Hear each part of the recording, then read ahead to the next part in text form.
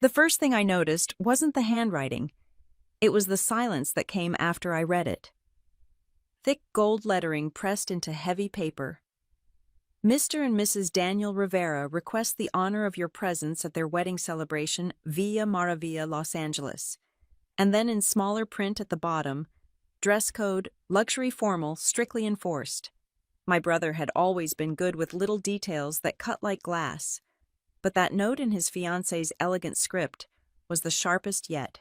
Strictly enforced. As if luxury were something I needed reminding I'd never mastered. I turned the card over. The paper smelled faintly of jasmine and money. My reflection caught in the gold foil of their initials D and C. The irony wasn't lost on me. Daniel Rivera, golden boy of our family, marrying Clara Delacroix, the heiress to Delacroix diamonds. Meanwhile, I was the forgotten sister with her little design hobby. I leaned back in my chair, the soft hum of my studio surrounding me. Bolts of fabric lined the walls, sketches scattered across the table. And in the corner, an unfinished gown, thousands of charcoal silk threads hand-stitched into a shimmering, weightless veil. My creation, one that would soon appear on the cover of Vogue. But Daniel didn't know that. No one did. I ran my thumb along the edge of the invitation. Dress code, luxury. A quiet laugh slipped from my lips. I'd spent years surrounded by silk gold thread and precision, yet my brother still thought luxury was something you bought, not something you became. The memory of the last time we spoke surfaced like an old bruise. He'd called me from his new office, his voice wrapped in that familiar mixture of pride and condescension. "Elena, maybe it's time you got a real job. You're too talented to be wasting time with sketches and mood boards." "Design isn't wasting time," I'd said quietly. "Come on, be realistic. You're not exactly Chanel. Not yet." He'd laughed a sound I could still feel like static in my chest. "You? Luxury? You'll never own anything expensive unless someone gives it to you." That line had stayed with me carved deep, somewhere I couldn't reach. Now, 4 years later, he was getting married under chandeliers and imported orchids, and I was being summoned to watch him shine. The family would be there, of course, the same cousins who'd whispered that I was too soft for success. My parents smiling politely while reminding me to be proud of your brother, he's worked so hard. I folded the invitation and placed it back in the envelope. For a long time, I just stared at my reflection in the window. The city outside was humming electric, unaware that somewhere in this apartment sat a woman who'd quietly built a global fashion house hidden behind the pseudonym Eve Aren. My phone buzzed. A text from Maya, my operations director. Maya Vogue approved the final cover. "You look incredible, boss." Me, send it. Seconds later, the image appeared. My face unadorned, confident, framed in light. The headline read Varenne revealed, the billionaire behind the quiet revolution of luxury. I felt something twist inside me. Not pride, not even triumph, just stillness. The kind that comes when the noise of doubt finally goes quiet. That evening, as the city lights shimmered, I stood at my window holding the invitation again. Villa Maravilla, a name that sounded like something from a fairy tale. Daniel's text arrived minutes later. "Daniel Hope. You got the invitation. Clara insisted we invite you. Daniel, don't worry about the dress code, just do your best. Do your best." I almost laughed. There it was, the same tone, the same assumption that I'd show up awkwardly out of place among their polished crowd. But this time, something in me had shifted. I typed back one line. "Elena, I wouldn't miss it." Then I reached for my glass of wine, letting the cool liquid settle the tremor of old anger. The irony was delicious. The man who once mocked me for dreaming in fabric would soon toast his own future under a chandelier I designed in a ballroom built by the company I secretly owned. The villa glowed like something out of a dream I didn't ask to enter. String lights floated above manicured gardens, champagne glasses glittered like tiny moons, and laughter spilled from every corner as if happiness had been choreographed. Daniel's rehearsal dinner wasn't just a party, it was a declaration. Every chair, every chandelier, every flower screamed one word: success. And yet as I stepped out of the car, I realized the most expensive thing in that courtyard wasn't the decor, it was the silence that followed when people saw me. Elena. My mother's voice floated through the air, soft but careful, like she was testing whether I was real. She looked radiant, her silver dress hugging a figure still disciplined by years of appearances. You came. Wouldn't miss it, I said, kissing her cheek. Her eyes scanned me, my simple black silk gown, minimalist jewelry, hair tied neatly back. A faint wrinkle formed between her brows, the kind that meant, couldn't you have tried harder? You look understated, she said finally. That's the goal. Before she could reply, Daniel's laughter broke through the crowd. My brother, perfectly tailored in a white linen suit, was holding court near the fountain, surrounded by family friends, investors, and his fiancée's entourage of fashionably tanned acquaintances. He looked like a man who'd been waiting his whole life for this moment, the audience, the admiration, the applause. Elena. He waved, drawing attention. You made it, everyone! This is my little sister, the artist. I walked over every step measured, every breath deliberate. The artist, his friend echoed, eyes gliding over my gown. Painter, jewelry, Daniel chuckled. Fashion designer. Small studio. Nothing crazy, but she's always been creative. The laughter that followed wasn't cruel. It was worse polite. Always the dreamer. Daniel added, wrapping an arm around me. You know how it is. One of us had to keep the Rivera name in the business pages, and one had to keep it in. The craft fairs. I smiled, lifting my glass of champagne. Every family needs balance. Clara appeared beside him, effortlessly graceful, in a champagne-colored gown that clung to her like light. Elena, she said warmly, I'm so glad you came. Her voice was genuine, gentle even. I had nothing against Clara. In another world, we might have been friends. Congratulations, I said. You two make quite the statement. She laughed softly. Oh, everything Daniel does is a statement. Some of us just prefer subtler fonts, I replied. A flicker of amusement passed through her eyes before she turned to greet another guest. Daniel leaned closer, lowering his voice. You could have dressed up, you know. This is a luxury event, not an art exhibit. I'm exactly where I belong, I said. He smirked. Right. Minimalism. The refuge of people who can't afford maximalism. I turned my gaze to the reflection in the fountain water, the string lights swaying above our mirrored faces. You'd be surprised what minimalism can afford. He laughed, missing the meaning entirely. Dinner was served under the open sky, a long table draped in white linen and roses. The staff moved through the tables with balletic precision, their presence felt rather than seen gliding silently in the background. I sat between two of Clara's bridesmaids, who talked endlessly about handbags and destination honeymoons. I smiled when appropriate, though my thoughts were miles away in a Paris boardroom where 2 months ago my company had finalized the acquisition of one of the largest couture houses in Europe. Across the table, Daniel clinked his glass. Everyone, he announced, I just want to say how grateful we are to have you here. Especially my family. It means a lot. His eyes flicked toward me briefly. Elena's here too, finally. We didn't think she'd make it. She's usually so busy with her projects. The word projects earned a ripple of laughter. He continued, voice smooth as marble. You know, Elena and I couldn't be more different. I work in numbers strategy and real estate. She works in dreams and fabrics. But that's what makes family special. We all contribute in our own way. I took a sip of wine, the flavor sharp against my tongue. Then the moment that would later echo across my mind came quietly wrapped in a casual tone. Daniel turned to his guests. You luxury. He laughed. She'll never own anything expensive in her life. But she's creative. I'll give her that. The table erupted in polite chuckles. Clara's smile faltered slightly. Daniel. It's fine, I said softly. He's right. Daniel grinned, mistaking my calm for surrender. See, she knows herself. I raised my glass again, holding his gaze. And you, brother, have always known everyone else. A few guests looked uncertain, unsure if it was a joke. I let the silence sit heavy and deliberate before setting my glass down.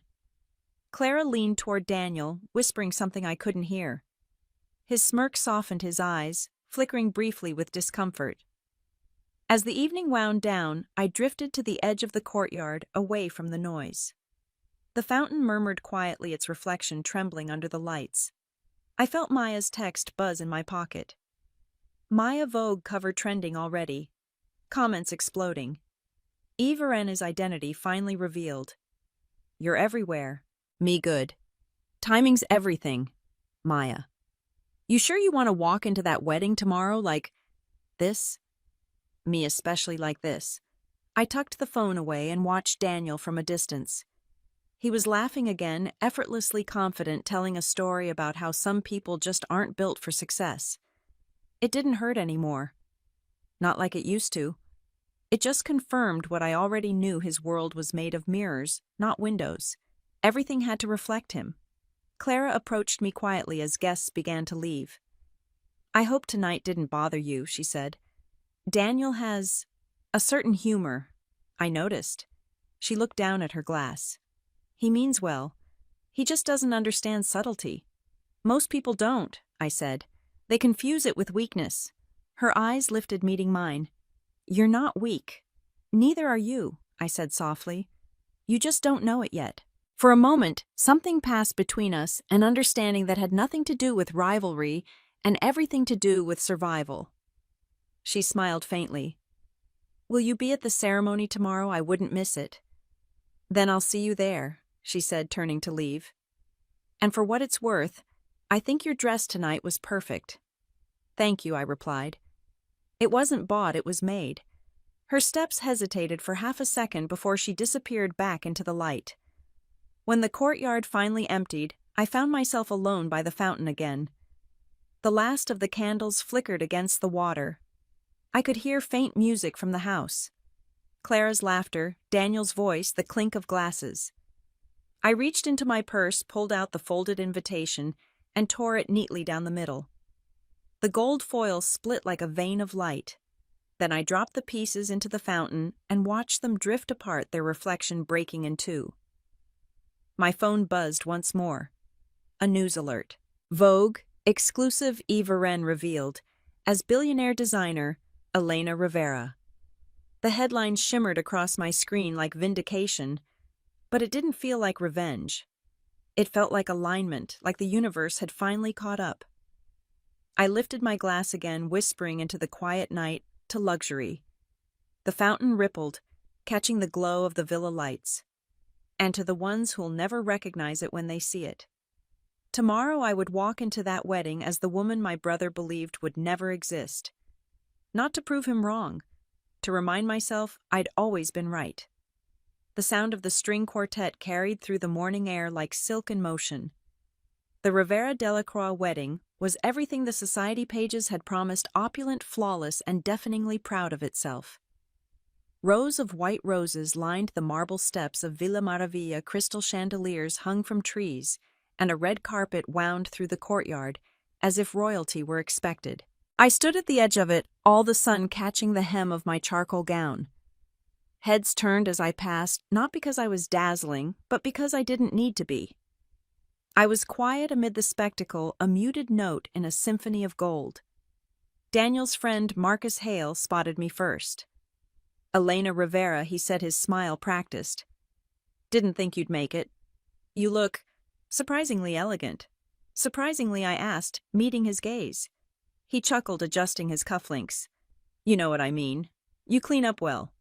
I didn't know I was dirty, I said, and walked past him.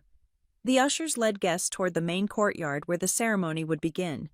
Cameras flashed, champagne flowed, and conversations drifted between business deals and designer names. Somewhere near the altar, Clara's bridesmaids glided in chiffon past the towering floral arch. My parents were already seated in the front row. My mother's eyes brightened when she saw me, then narrowed with quiet appraisal. My father nodded slightly, the same silent acknowledgement he'd always given me, as though proud of my endurance, not my existence. Elena, my mother whispered as I took my seat beside her. You look simple, but it works. Just don't draw attention to yourself. Trust me, I said softly. That won't be a problem. But attention like light doesn't always go where it's told. The ceremony began in a wash of violins and applause. Daniel walked down the aisle with the confidence of a man born to be admired. He smiled at the crowd, at our parents, at Clara. His entire world reflected in their approval. When Clara appeared, everything stilled. Her gown shimmered like liquid sunlight. For a moment, even I was caught by the perfection of it. But what struck me more was her face, calm, collected, almost distant. As vows were exchanged, I watched Daniel's smile widen, then falter for the briefest second when Clara hesitated before repeating her lines. No one else noticed. The priest spoke, rings were exchanged, and applause erupted. "Mr. and Mrs. Daniel Rivera," the priest announced, and the crowd rose to its feet. Hours later, the reception unfolded under a canopy of golden lights. The champagne never stopped pouring.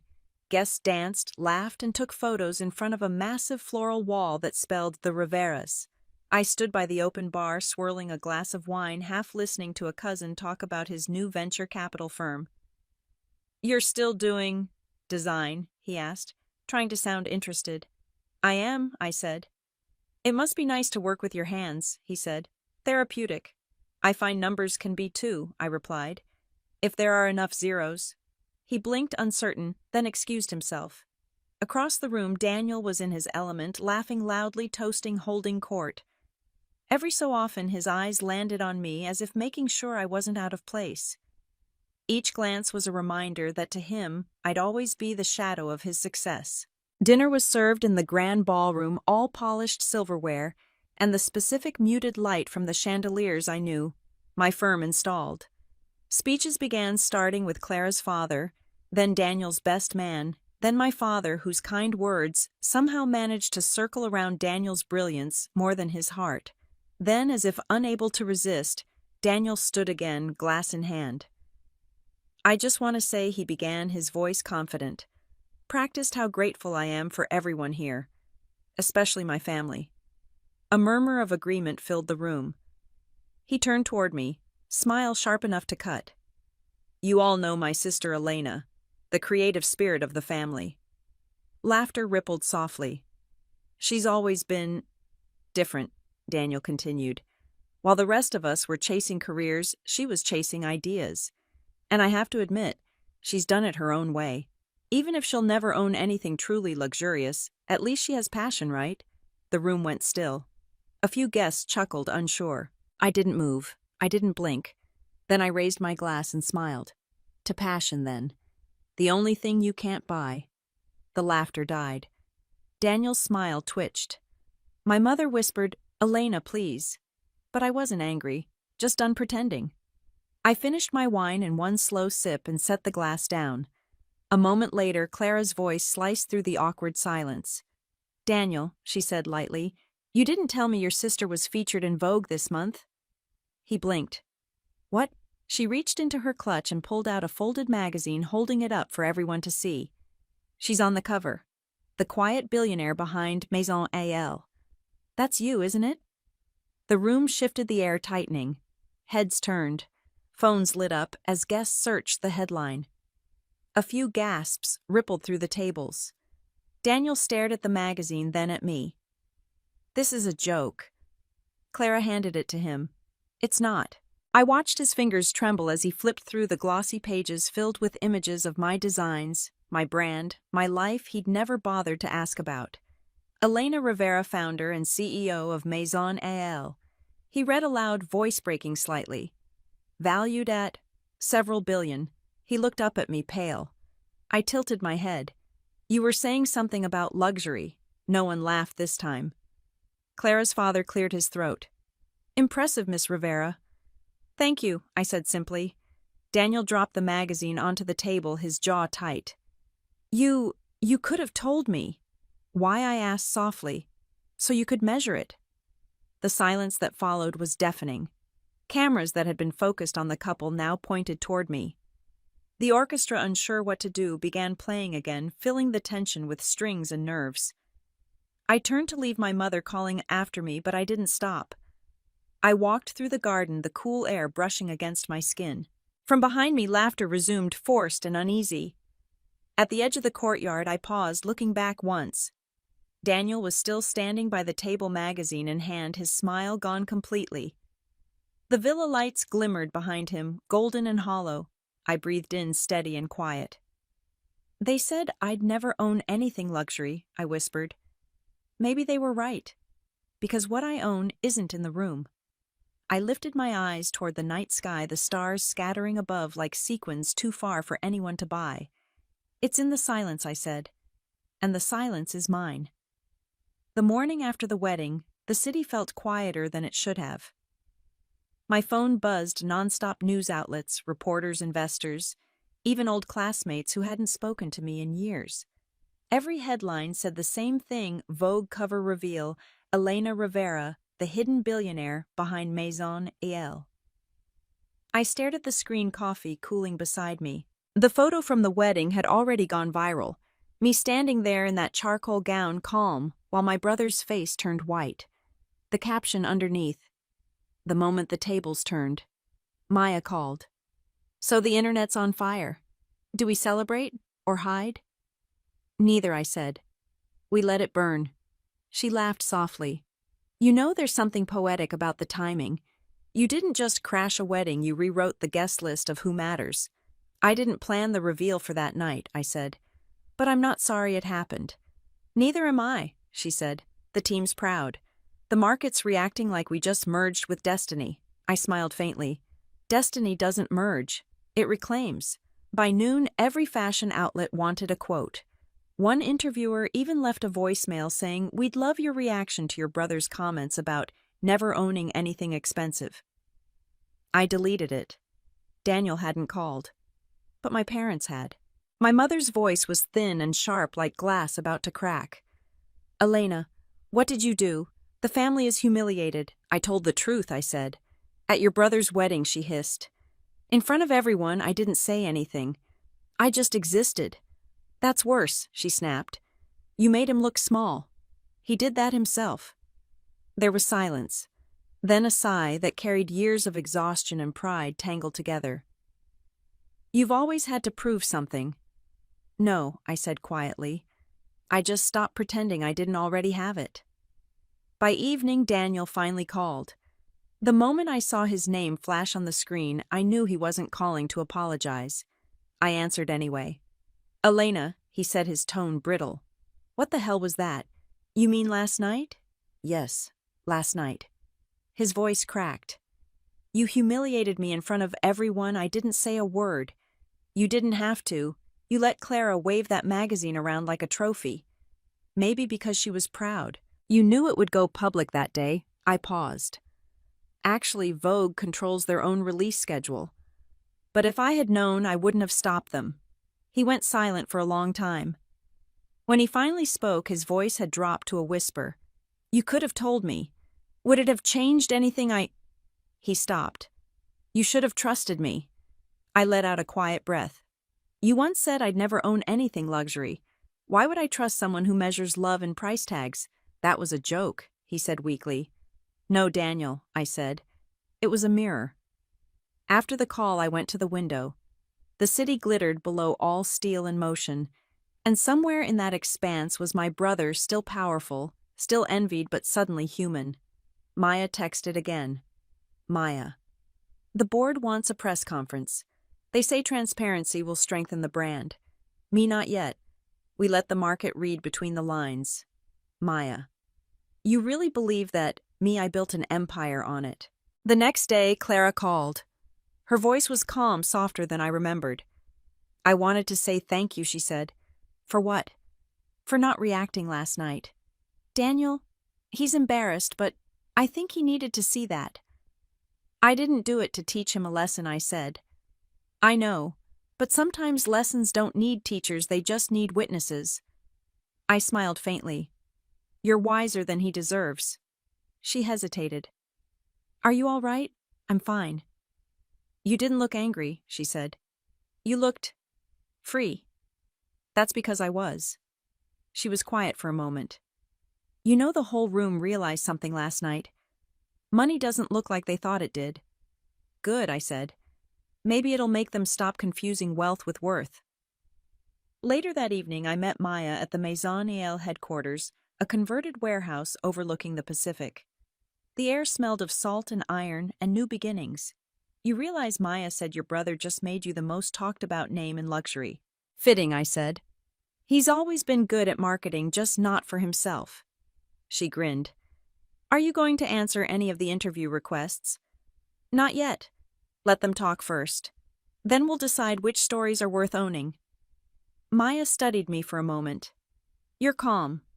Too calm. I spent years being quiet when people mistook it for weakness, I said. Now they'll learn it as a strategy. She nodded slowly.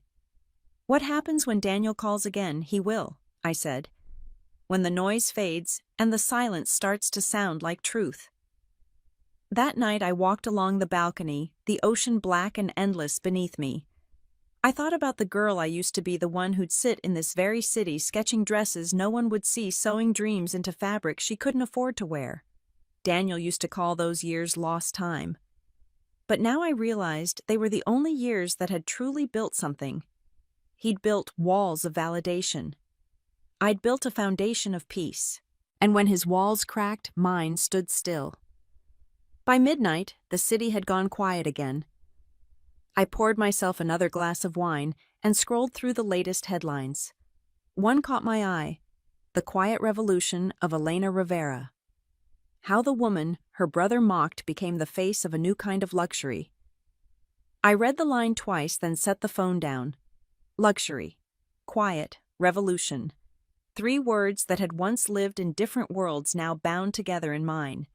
I stepped out onto the balcony, letting the wind carry away the last remnants of last night's noise. In the distance, a single light flickered from the hills, Daniel's house. For a moment, I almost pitied him. Almost. But pity is for the powerless, and neither of us was that anymore. He would have to learn that silence too has a cost. And unlike money, this kind of debt couldn't be paid back. I raised my glass toward the dark horizon and whispered, to the ones who never listened, may they finally hear the echo.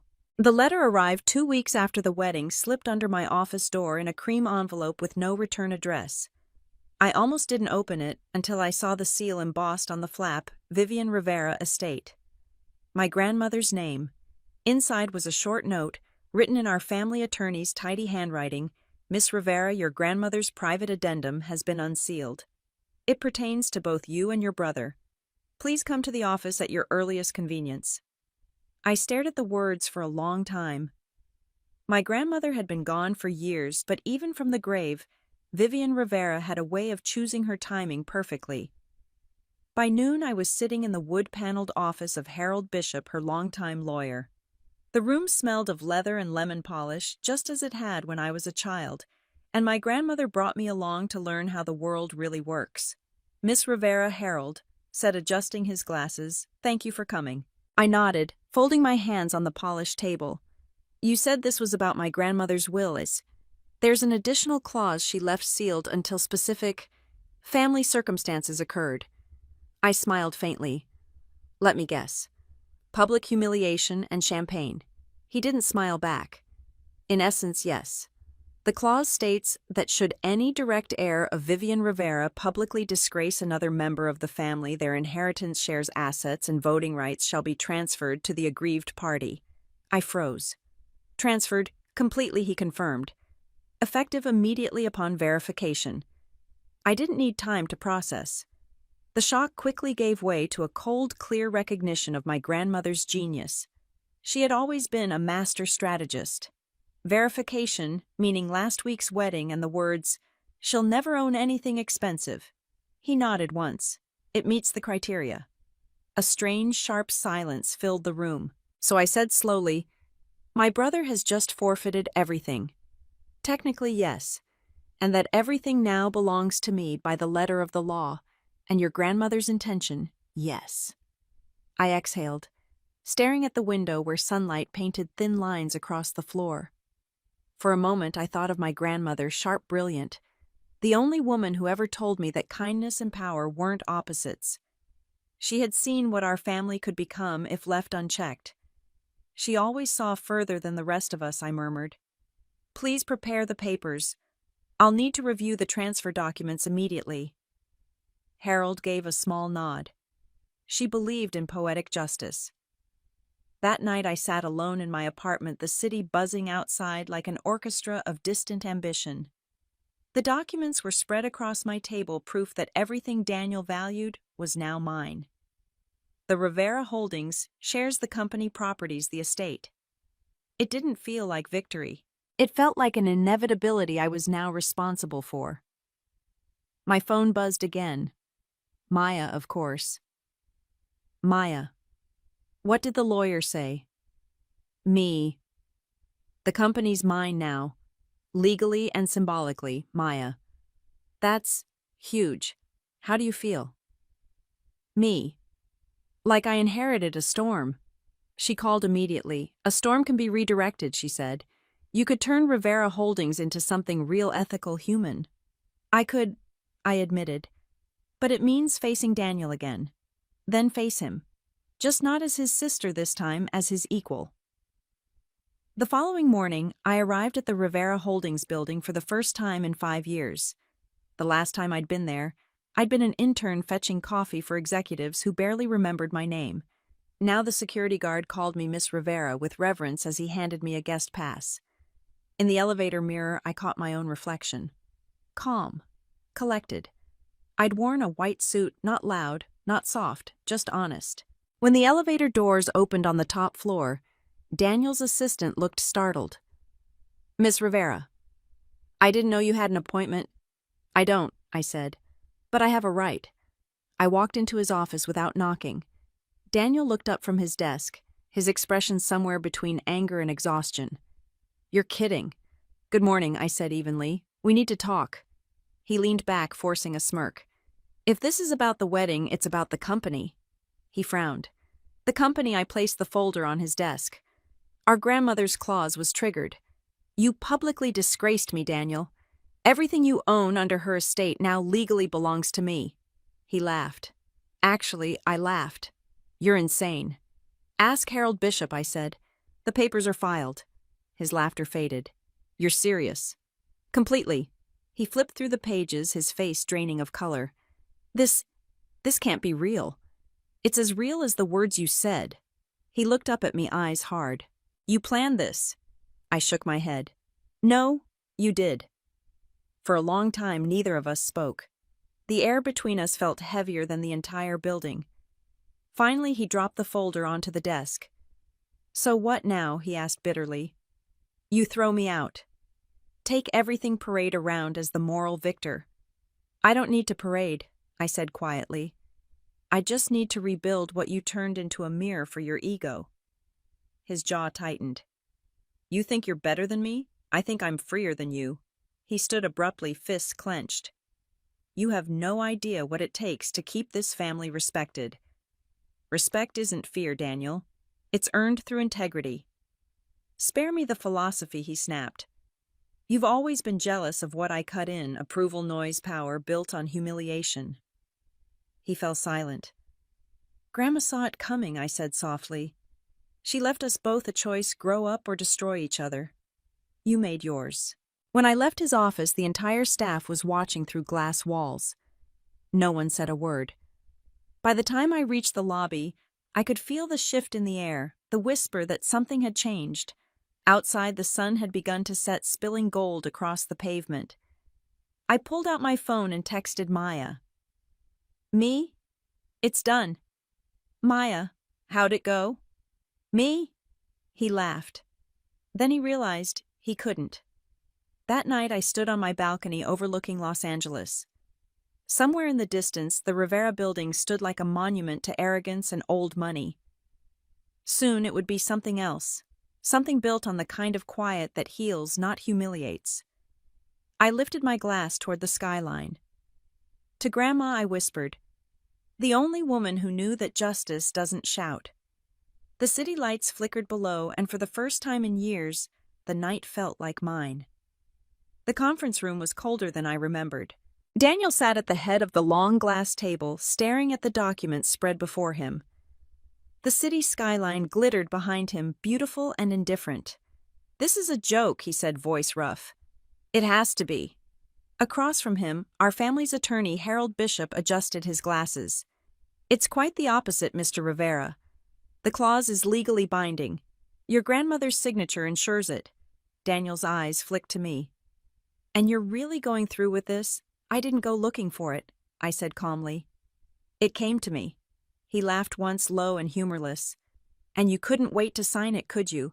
After all these years, finally the golden child falls, and the quiet one takes the throne."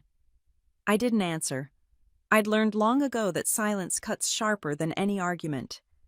Harold slid the last set of papers toward me. "Miss Rivera, your signature here will complete the transfer of ownership. As of today, you will assume full control of Rivera Holdings."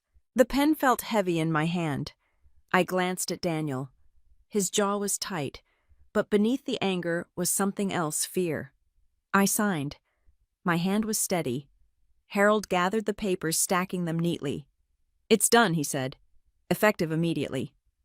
For a moment no one moved. Then Daniel stood pushing his chair back so hard it scraped against the floor. "Enjoy it while it lasts," he said. "You'll realize soon enough that this company eats people like you alive." I met his glare. "Then it's about time it choked." Outside reporters were already gathering near the building's entrance, cameras flashing as soon as I stepped out. Microphones appeared from every direction. "Miss Rivera, is it true you now own Rivera Holdings? How do you respond to accusations of family betrayal? Are the rumors true that your brother was forced out?" I kept walking. Maya was waiting in the car, phone pressed to her ear. She hung up as soon as I reached her. "They already know," she said. "The press release leaked before we could control it." "Let them talk," I said, sliding into the seat. "Every story reveals who's actually listening." She smiled faintly. "And what do we do now?" "Now," I said, looking out at the flashing lights, "we start rewriting what this family name means." That evening, the top floor of Rivera Holdings looked nothing like the last time I'd been there. Daniel's personal photos had been cleared from the shelves. The framed accolades that once celebrated his achievements were stacked neatly against the wall, waiting to be removed. Maya followed me into the main office, her steps quiet on the marble floor. "Are you sure about this?" she asked. "Yes, even the name." "Especially the name." I turned toward the panoramic window where the Rivera logo gleamed across the skyline.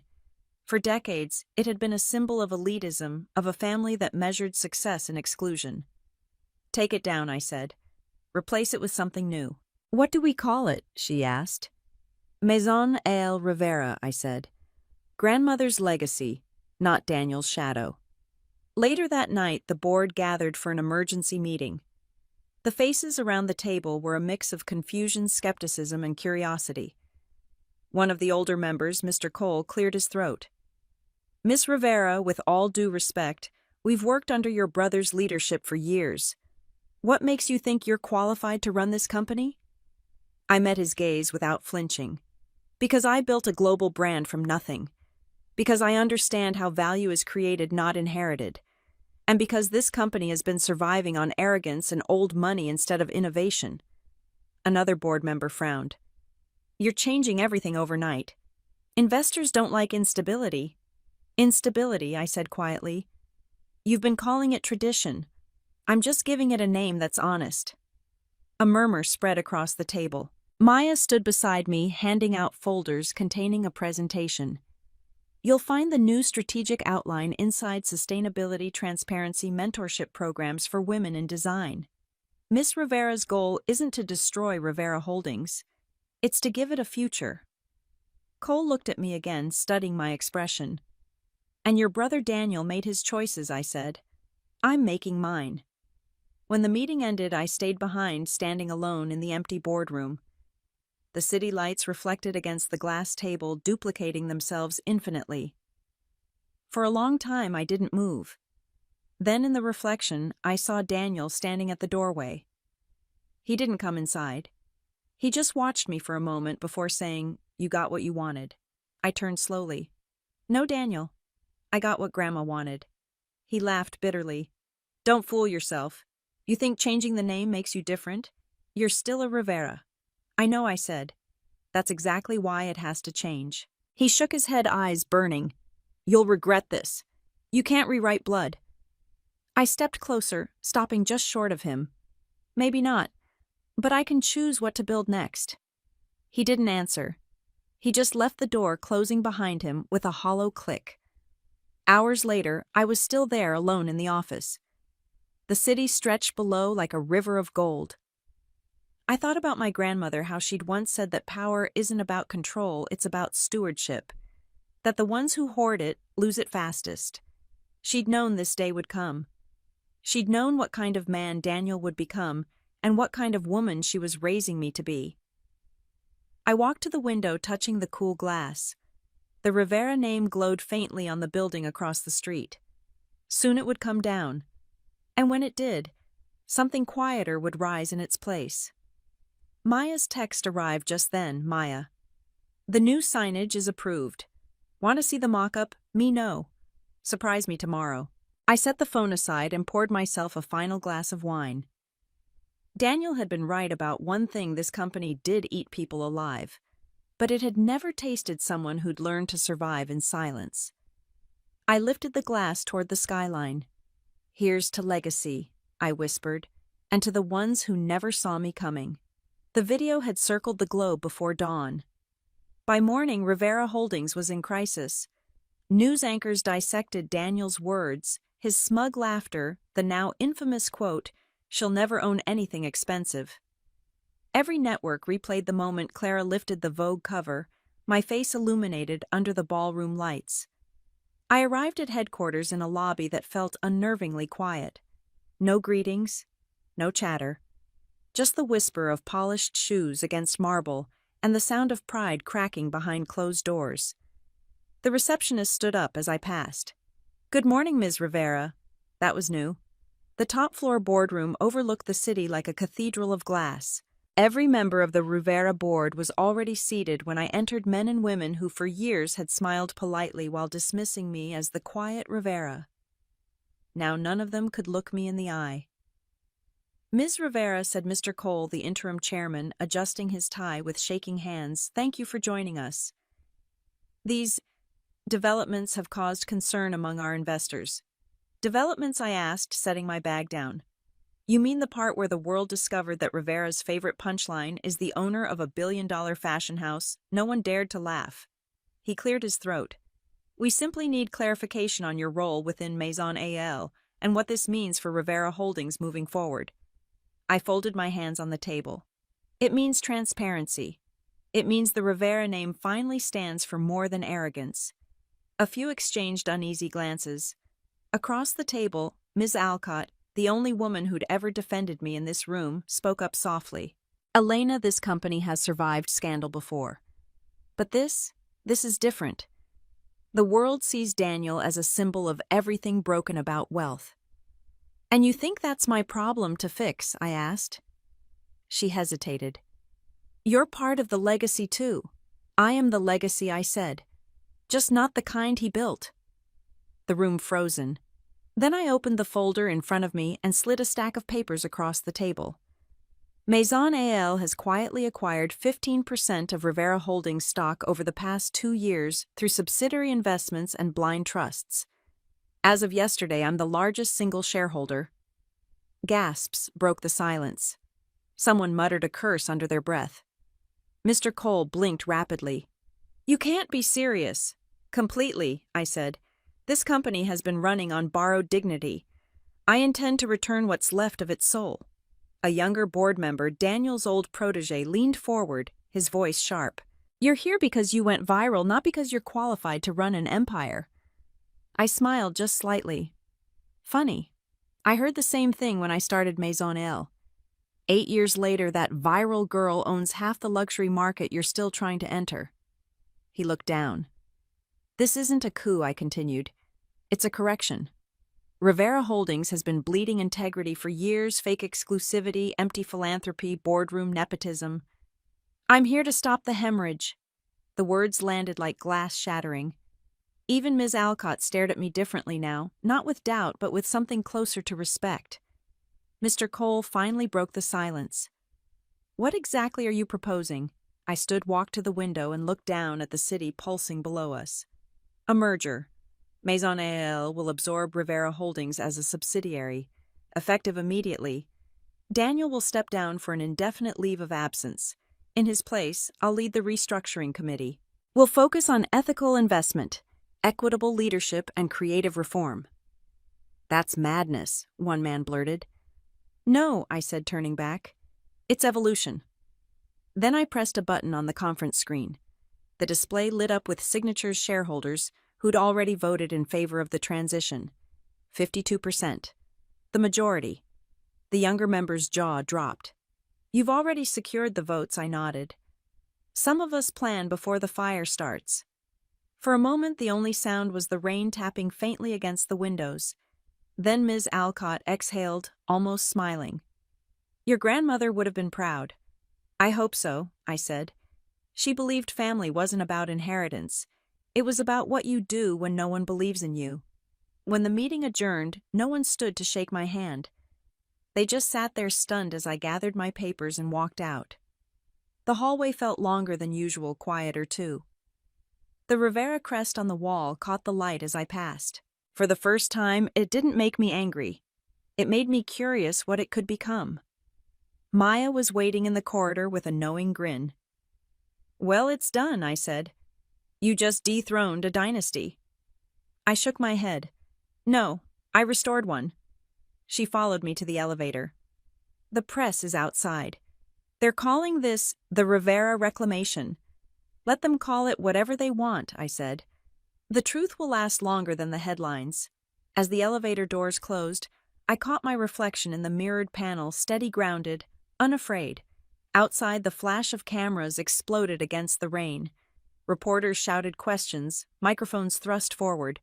Elena, did you just take control of Rivera Holdings? I met their eyes, calm as stone. No, I said. I just took responsibility. Then I stepped into the waiting car, the city's reflection dancing across the wet glass, and let out a breath I didn't realize I'd been holding. Daniel's voice echoed faintly in my memory. You'll never own anything expensive. He was right in a way. What I owned now couldn't be bought. It had to be built. The first headline appeared before sunrise. Brother mocks sister at his wedding. Turns out she's a billionaire designer. By noon, it was everywhere. My phone wouldn't stop buzzing. Screenshots, tags, messages from people I hadn't spoken to in years. Every outlet had picked up the story. Fashion blogs, business magazines, even gossip sites. Some were amused, others outraged, but all of them shared one photo, Daniel's stunned face as Clara held up the Vogue cover. I sat in my apartment barefoot, coffee cooling on the table, watching my life become public property. Maya was already on the line with our PR team. We can't stop it, she said, but we can redirect it. How? Lean into the truth. Don't do interviews, don't post. We let the market read between the lines. I smiled faintly. My favorite kind of strategy, she sighed. You're handling this too calmly. I've been living under other people's opinions my whole life. Let them have their 15 minutes. By the afternoon, Vogue released an official statement confirming the authenticity of the cover and article. The editor even tweeted, Maison AL's founder Elena Rivera is the real story of modern luxury quiet power, undeniable impact. That single post had over 1 million likes in an hour. My brother, meanwhile, was trending for all the wrong reasons. Videos of the wedding circulated with captions like, Karma in a black dress. Clips showed him laughing into the mic saying, she'll never own anything expensive, followed immediately by the reveal. It would have been funny if it weren't so sad. That night my mother called. I almost didn't answer. Elena, she said, her voice trembling between pride and panic, your brother's devastated. The press is camped outside his house. Then he's getting a taste of what it feels like to be exposed, I said. This isn't right, she whispered. Families don't do this to each other. I didn't do anything, Mother. He did. I just stopped hiding. A long silence followed. When she finally spoke again, her tone was softer. Your grandmother would have been proud of you, but she also would have told you to show mercy. I closed my eyes. Mercy isn't denial, Mom. It's letting him face his reflection. 3 days passed. The world kept spinning, but differently now. My inbox overflowed with opportunities, collabs, interviews, invitations to speak at luxury summits. For once, no one was calling me Daniel Rivera's sister. Then came the text I'd been waiting for Daniel need to talk. In person. I hesitated for a long time before replying. Me tomorrow. 3 p.m. My office. When he arrived, he looked smaller, somehow tired, defensive human. The man who once filled rooms with arrogance now stood on the threshold of one that belonged to me. Elena, he said, forcing a faint smile. You look good. Sit down, I said. He looked around the office, taking in the framed sketches, the mood boards, the quiet hum of success that didn't need to announce itself. So this is where it all happens, he murmured. All this time I thought Maison AL was some faceless European brand. You never asked, I said. He nodded, rubbing the back of his neck. I guess I didn't think you were capable of something this big. That much was clear at your wedding. He winced. I was trying to be funny. You were trying to be superior. He didn't deny it. The silence stretched until he finally said, I lost investors. They think I am embarrassed by the family name. The board is panicking. I can't go anywhere without cameras following me. I folded my hands. You wanted to be the face of the family. Now you are. He leaned forward, his voice cracking. I didn't mean for this to happen. Yes, you did, I said gently. Not the fallout, but the cause. You meant every word. You've been saying versions of it your whole life. He looked down, breathing unevenly. You hate me. I shook my head. No, I just stopped needing your approval. For a while, neither of us spoke. He stared at the window where the reflection of the city skyline flickered across the glass. Clara moved out, he said quietly. She said she needs space. I don't blame her. I liked her, I said. She saw you clearly, even if it took her a while. He nodded slowly, eyes wet but unshed. I thought I was protecting our image. Turns out I was protecting my own insecurity. Every single thing I thought made me powerful was borrowed money. Admiration, the family name. You still have a choice, I said. He frowned. A choice. To start over. To rebuild yourself into something that doesn't depend on applause. He laughed bitterly. You sound like Grandma. She's the one who taught me, I said softly. You just never listened. He looked at me for a long time. Then, almost in a whisper, he said, I wish I had. We talked for hours after that. About things we hadn't said since childhood. About how he'd always felt like he had to be the successful one. About how I'd grown used to being invisible. About Grandma's will and how she must have known this moment would come. When I finally stood to leave, he followed me to the door. Elena, he said, voice low, thank you. For what? For not turning this into revenge. I smiled faintly. That was never the point. He hesitated, then added, I'm going to sell the house. Start smaller. Maybe take a job instead of running something.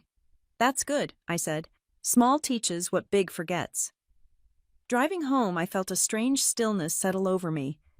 The kind that comes after a storm when everything is broken has finally stopped moving. Maya called as I pulled into the parking garage.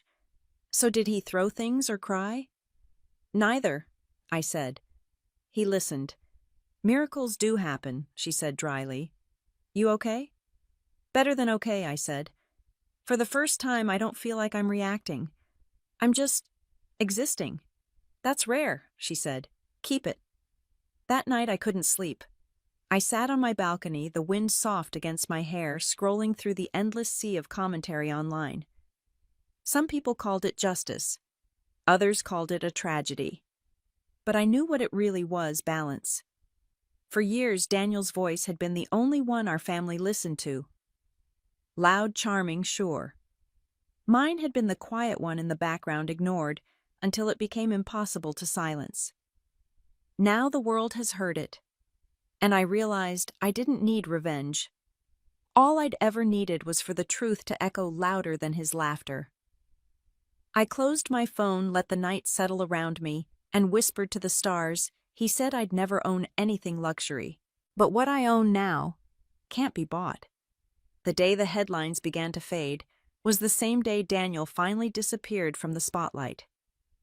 1 week after his call to my office, he stopped showing up at Rivera Holdings entirely. His name vanished from press releases, his photo from social media. What remained was the echo of his downfall, 1,000 reposts, 100 think pieces, and one family trying to decide which version of the truth to believe. Maya was the first to notice the shift. "He's gone quiet," she said, scrolling through her phone as we reviewed the upcoming Maison AL campaign. "No statements, no public appearances, nothing. It's like he vanished." "That's not silence," I said. "That's a retreat." "Same thing for him." "Not quite," I murmured. "Silence can build. Retreat only hides." The difference mattered to me now. 2 days later, I got a call from our mother. Her voice was softer this time, fragile around the edges. "He's not doing well, Elena. He's not eating, not answering calls. Clara's worried sick." "Clara?" I asked. She went back. "She visits him. Check in. She says he's different, like the wind's gone out of him." I leaned back in my chair, staring at the city through the window. He built his whole identity around the image of success. When that image cracked, so did he. "Can you go see him?" she asked. "He'll listen to you now." "I doubt it." "Elena," she said, voice trembling. "He's still your brother." Those words hung in the air long after she hung up. Still your brother. It was true, and yet somehow it wasn't the same truth anymore. That evening I drove to his house in the hills. It had once been a monument to excess glass walls, imported marble fountains that never stopped running. Now it looked hollow, the driveway littered with fallen leaves, the lights inside dim. He opened the door before I could knock. His clothes were simple, but his eyes held an exhaustion that made him look a decade older, as if his confidence had been the only thing holding up his face. "Elena," he said quietly. "Hi," I said, stepping inside. "Mom said you've been avoiding everyone." He gave a humorless laugh. "I figured the world's had enough of me." The living room was almost empty. The awards and family photos were gone, replaced by blank walls and silence. "I don't even know what to say anymore," he admitted. "Everywhere I go, I feel like people are watching, waiting for me to fail again." "You're not failing," I said. "You're feeling. It's different." He sank onto the couch, running a hand through his hair. "You must hate me." "I don't," I said simply. "I did once, but not anymore." He looked up, startled. "Why not?" "Because hating you means carrying you with me. And I finally put you down." He blinked, eyes glassy. "You always talk like you're the calm one, like you're above all of this." "I'm not above it," I said. "I just decided to stop drowning in it." He leaned forward, elbows on his knees. "You know what I realized this week? Every single thing I thought made me powerful was borrowed. The moment it was taken, I had nothing left." "That's not true," I said. "You still have a choice." He frowned. "A choice to start over, to rebuild yourself into something that doesn't depend on applause." He laughed bitterly. "You sound like Grandma." "She's the one who taught me," I said softly. "You just never listened." He looked at me for a long time. Then, almost in a whisper, he said, "I wish I had." We talked for hours after that, about things we hadn't said since childhood, about how he'd always felt like he had to be the successful one, about how I'd grown used to being invisible, about Grandma's will and how she must have known this moment would come. When I finally stood to leave, he followed me to the door. "Elena," he said, voice low. "Thank you." "For what?" "For not turning this into revenge." I smiled faintly. "That was never the point." He hesitated, then added, "I'm going to sell the house. Start smaller. Maybe take a job instead of running something." "That's good," I said. "Small teaches what big forgets." Driving home, I felt a strange stillness settle over me. The kind that comes after a storm when everything is broken has finally stopped moving. Maya called as I pulled into the parking garage. "So, Did he throw things or cry? Neither, I said. He listened. Miracles do happen, she said dryly. You okay? Better than okay, I said. For the first time, I don't feel like I'm reacting. I'm just existing. That's rare, she said. Keep it. That night I couldn't sleep. I sat on my balcony, the wind soft against my hair, scrolling through the endless sea of commentary online. Some people called it justice. Others called it a tragedy. But I knew what it really was: balance. For years, Daniel's voice had been the only one our family listened to. Loud, charming, sure. Mine had been the quiet one in the background, ignored, until it became impossible to silence. Now the world has heard it. And I realized I didn't need revenge. All I'd ever needed was for the truth to echo louder than his laughter. I closed my phone, let the night settle around me, and whispered to the stars. He said I'd never own anything luxury. But what I own now can't be bought. The morning I took over Rivera Holdings, officially the city felt sharper, more awake. A low fog clung to the glass towers downtown, and the sound of traffic echoed like an overture before something irreversible. I arrived early, long before the board, long before the press could swarm the building. The security guard greeted me with a small smile, a simple nod that said everything without words. We've been waiting for you. When I stepped into the executive elevator, my reflection stared back at me. Black suit, no jewelry, hair tied back. A deliberate contrast to the world my brother had built, loud, polished, fragile. On the top floor, Daniel's old office looked different now. The heavy gold decor was gone. I'd had the curtains opened wide, flooding the space with daylight. The air smelled of fresh paint and possibility. I sat behind the desk, opened the folder Maya had left, and signed the first set of directives. Effective immediately, I read aloud, Rivera Holdings will dissolve all exclusive membership clauses from its properties. No more gated privilege disguised as prestige. It felt good to say it. By 9 o'clock, the boardroom filled. Familiar faces, unfamiliar energy. The men who had once rolled their eyes at me during meetings now sat upright, cautious. Miss Rivera, Mr. Cole, began his voice, overly polite. We understand you've made changes. I have, I said simply. He exchanged glances with the others. You're talking about accessibility programs, transparency, employee shares. These things cost money. They create value, I said, the kind that outlasts greed. Another member, older and more skeptical, leaned forward. You're turning this company into a charity. I smiled slightly. No, I'm turning it into something sustainable. Real wealth doesn't need to shout, it endures. They didn't argue after that. By noon, Maya arrived carrying a small box and 2 coffees. I come bearing caffeine and symbolism, she said, setting the box on the desk. I raised an eyebrow. Symbolism, open it. Inside was a brass nameplate engraved with new lettering, Maison El Rivera. Quiet power, lasting legacy. It's official, she said. We merged your holdings.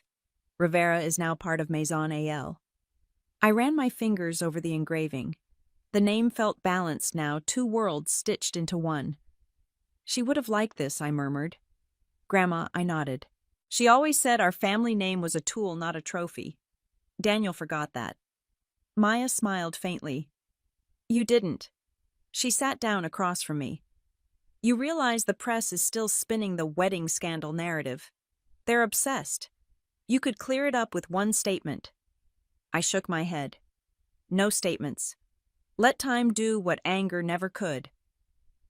Later that week, I invited the staff from every division to the rooftop garden. Daniel had built it years ago for private parties. Now it was filled with potted olive trees and an open-air meeting space. As the employees gathered, murmurs rose through the crowd, curiosity, caution, a little hope. I stepped forward, microphone in hand. When I was younger, I thought legacy was about inheritance, what you're given by others. I was wrong. Legacy is what you choose to build when no one's watching. The wind tugged gently at my hair. This company was founded on excellence. I continued. But somewhere along the way, excellence got replaced by exclusion. That ends today. A murmur spread through the crowd. From now on, Rivera Holdings, now Maison A.L. Rivera, will focus on craft integrity and access. Luxury isn't about who can afford it. It's about what endures when the spotlight fades. A soft ripple of applause moved through the employees, hesitant at first, then steady. I caught sight of a young woman in the front row wiping her eyes. That's when I realized this wasn't just a rebrand. It was a reclamation. That night Daniel showed up at the building. He stood at the entrance, hands in his pockets, looking up at the glowing new signage. When I met him in the lobby, he smiled faintly. "You changed the name." "I had to," I said. The old one was too heavy with ego. He nodded, eyes on the illuminated letters. "It's beautiful. Clean. You always did know how to make things look effortless." "It wasn't effortless," I said quietly. "It was intentional." He looked at me for a long time. "I've been thinking about Grandma's will, about that clause. She knew this would happen, didn't she?" "Yes," I said. "She didn't want us to destroy each other. She wanted us to remember who we were before pride." He exhaled. "I used to think power meant never being questioned. Turns out the real power is admitting when you were wrong." "That's growth," I said. "It's not easy." He laughed softly. "I'm learning. I sold the house, by the way. Moved into a small apartment downtown. Feels weirdly freeing." I smiled. "Small teaches what big forgets." He grinned. "You and your quotes. Maybe one day you'll have your own." Before he left, he looked up once more at the building. "I hope you know I'm proud of you," he said. "Even if it took me too long to say it." "I know," I said. "And for what it's worth, I never wanted to take anything from you. I just wanted peace." "You've earned it," he said. "All of it." As he walked away, I felt something loosen inside me. A knot I'd been carrying for years finally untying itself. Back upstairs, the office was quiet again. I sat at the desk and opened a notebook Grandma had given me long ago. On the first page in her elegant handwriting was a single line: "The loudest victories are the quietest transformations." I smiled, tracing the ink with my fingertips. Outside, the city glowed, no longer intimidating, just alive. Daniel was rebuilding. The company was reborn. The family name, once a symbol of vanity, was beginning to mean something true. And for the first time since childhood, I didn't feel like I was standing against anything. I was standing within something earned, not inherited. As the night deepened, I whispered to the empty room, "This isn't revenge. It's a restoration." The silence that followed wasn't heavy. It was sacred. 6 months later, Maison E.L. Rivera had become more than a company, it had become a movement. The phrase "quiet power" appeared on billboards, in magazine editorials, in think pieces about women redefining leadership. But the strangest part wasn't the fame. It was the peace that came with it. I no longer felt like I was fighting to be seen. The noise had faded. The air around me had become calm, deliberate, full of purpose. It was late afternoon when Maya walked into my office with a folder under her arm. "You're not going to believe this," she said, setting it down. "What now?" I asked, smiling. She flipped open the folder to reveal a sleek event brochure, Willow Foundation Annual Gala benefiting global design education. At the top of the list of guest speakers was a familiar name, Daniel Rivera, keynote address, "Rethinking Success." I raised an eyebrow. "He's speaking, not just speaking," she said. "He's sponsoring half the event. He's apparently using his remaining holdings to fund scholarships for young entrepreneurs." I sat back silent for a moment. "He's really changed." Maya shrugged. "Or he's trying to." "No," I said softly. "That's real. I know the difference." She smiled faintly. "He's invited you, by the way." "Of course he has." The night of the gala arrived under a sky that smelled faintly of rain. The event was held in the restored Mayfair Conservatory, a glass dome filled with candles and soft jazz, elegant but unpretentious. Exactly the kind of place Daniel would have mocked a year ago. I arrived alone, wearing an ivory gown from my newest collection, unbranded, unannounced. A statement without needing to speak. When I entered the hall, heads turned. Not in judgment, not in gossip, but in quiet acknowledgement. People no longer saw me as Daniel Rivera's sister. I was simply Elena Rivera, the designer, the woman who had built something that lasted. Daniel stood near the stage, surrounded by a few guests. When he saw me, his face broke into a genuine smile. "You came," he said, stepping forward. "You invited me." He laughed softly. "Fair point." For a moment we just stood there studying each other.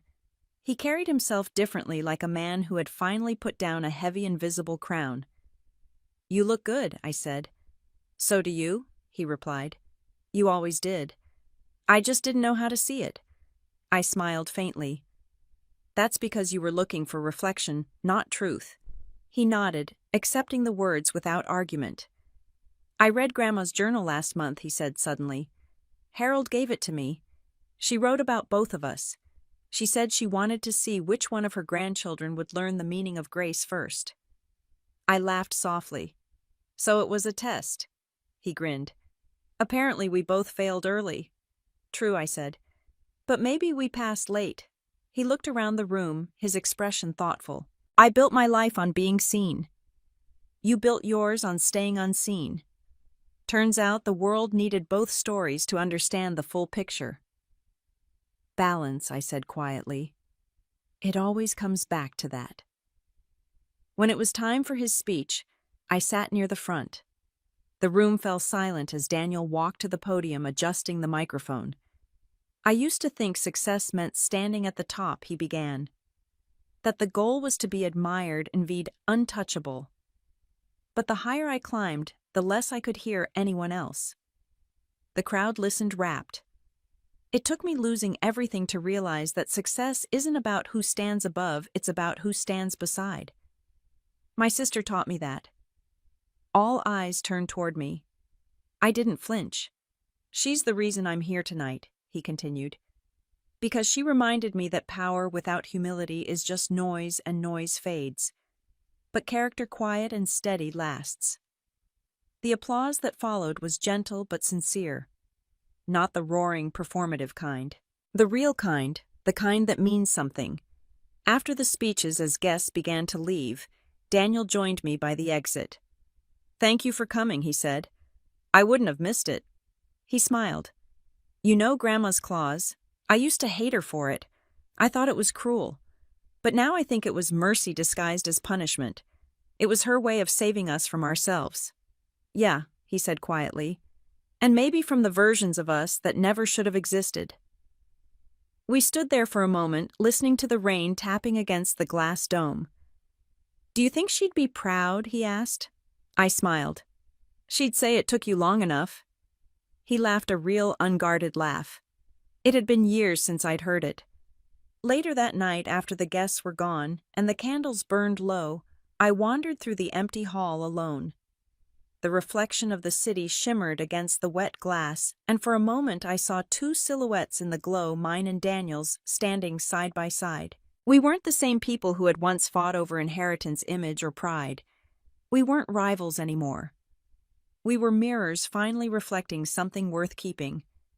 I thought about Grandma's last words to me before she died. "One day the Rivera name will mean something honest again. Promise me you'll make it so." And somehow I knew this was the moment she'd been waiting for. When I left the conservatory, the rain had stopped. The pavement shimmered with silver light, every puddle reflecting the city like a mosaic of rebirth. Daniel caught up with me at the curb holding an umbrella. "You're not walking out there without this," he said. "I like the rain," I replied. He smiled, handing it to me anyway. "Then at least take it for the next storm." I took it, laughing quietly. "You've changed," finally he said. "And you? I've just come home." As I stepped into the night, I glanced back one last time. Daniel was still standing at the door, watching not with envy or regret, but with peace. The kind that comes only when the past has finally stopped echoing. For the first time, the Rivera family wasn't divided by wealth, pride, or silence. We were united by something simpler: humility, redemption, and the soft, unshakable grace of starting over.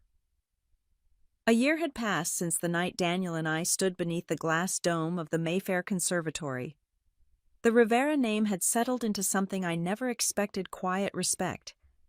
People no longer whispered about scandal, wealth, or rivalry. They spoke about change, about purpose, about legacy that outlasted the noise. The morning of the Maison A.L. Rivera Foundation Gala. I woke to sunlight cutting through the curtains like silk. The city outside felt softer now, less like a battlefield, more like a home. I poured myself a cup of coffee, stood by the window, and looked down at the banners being raised on the avenue below: "Restoration, not revenge. A celebration of second chances." That tagline had been Daniel's idea. He'd written it himself. The event that evening was held at the Rivera Art Hall, a space I'd redesigned from one of Daniel's old offices. The marble floors had been replaced by reclaimed wood, the chandeliers swapped for warm amber lights. Every detail whispered sincerity. Guests filled the room: artists, students, small business owners we'd funded through the foundation. Maya was directing the press with her usual precision, headset on, clipboard in hand. When she spotted me, she grinned. "Look at you," she said. "You've officially become the calm in the storm you started." I laughed. "Or the storm that finally learned how to move quietly." She handed me a glass of white wine. "Daniel's on his way. Said he wanted to walk." "Of course he did," I said, smiling. "He probably wanted to remind himself what humility feels like." Maya chuckled. "You're both impossible." "Maybe. But at least we're consistent." When Daniel arrived, the crowd parted slightly, not in fear or reverence, but in recognition. He looked different now: casual linen shirt, no entourage, no mask. Just a man who had survived his own reflection. "You're late," I teased as he joined me near the stage. "Fashionably," he said, smirking. "Grandma would have called it dramatic." He laughed softly. "She would have called us both dramatic." The music faded and I stepped up to the microphone. The hall quieted, the kind of hush that holds anticipation rather than judgment. 2 years ago, I began this family name meant something very different. It meant competition, pride, and silence. Tonight, it means renewal. A few heads nodded. I caught sight of faces from every chapter of our story. Former employees, design students, even some family members who had once turned away. "I used to think legacy was about inheritance," I continued, "about what was left behind when someone died. But it's not. Legacy is what we create while we're alive, what we repair, what we forgive, what we choose to love again." The words hung in the air, simple and unadorned. I looked toward Daniel. When my brother mocked me at his wedding, I thought that moment would define me forever. It didn't. It defined who I refused to be. He smiled, eyes glistening slightly. "This foundation exists because we both learned something the hard way: that success without soul is just noise. That restoration matters more than recognition. And that sometimes the most powerful luxury is grace." Applause began softly, then built until the room felt alive. Later, as the evening unfolded, guests mingled among art installations and stories of those the foundation had helped. A young designer approached me, a nervous girl with trembling hands clutching her portfolio. "Ms. Rivera," she said, voice small. "Your story changed my life. I used to think luxury was about money. Now I think it's about meaning." I smiled, taking her hands. "You're already halfway there, then. The rest is just practice." She laughed through tears. "Thank you for everything you've built."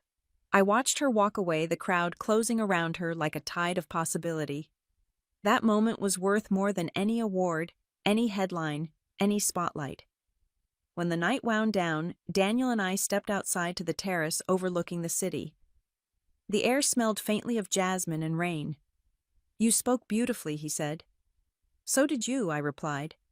That tagline was perfect.